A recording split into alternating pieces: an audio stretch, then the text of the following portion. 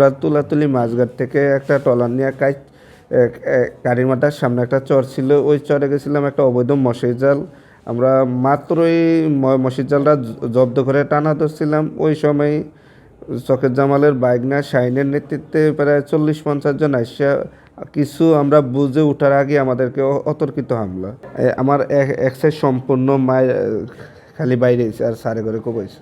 আমরা অবৈধ জালের জন্য আমার স্যারের নেতৃত্বে গেছিলাম, সুফু স্যারের নেতৃত্বে। যাওয়ার পরে ওনারা আমাদেরকে দেখে সরে গেছে, তা আমরা জাল উঠানোর জন্য প্রস্তুতি নিতেছি। এর মধ্যে ওনারা এর নাম জানি কি শাহিনের নেতৃত্বে, শাহিন বলতেছে যে কোপা পিডা যা কর আমি দেখা নেব কইয়া উনি আমাদেরকে আক্রমণ করে এইভাবে আক্রমণ করছে আর কি।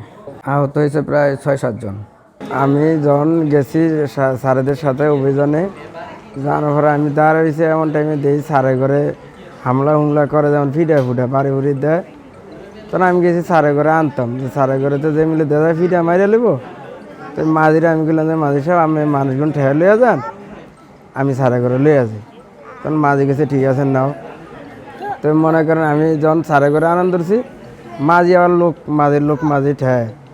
এমনটাই আমার জামাল মিয়ার ভাগনা শাহিন গেছে, যা কত করে কইছি না ফিরাইতি, তোরা কি আরে করে সারাস জাপা ফিডা, এই কথা কনের পরে দিই আমার মনে করেন যে আমার লাঠি দিয়া দাও দিয়া এলো বাতালি ফিডা এখান দিয়া কমায়।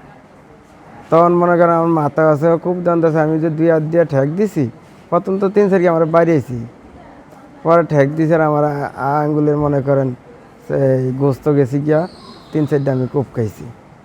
ওই মাথা আছে মানে মাথা ঠেক দিতাম যায়। সকালবেলা আমরা একটা মশারি জালের খোঁজ পাই কাইচারচরে, তো মৎস্য অফিসার সহ আমরা মশারি জালটা ধরতে গেছি। যাওয়ার পরে আমরা 2টা খুঁটি উঠানোর পরে আমরা কিছু বোঝা ওঠার আগেই সকাল জামালের বাইকটা শাহিনে লোকজন নিয়ে এসে আমাকে উপরে হামলা করছে।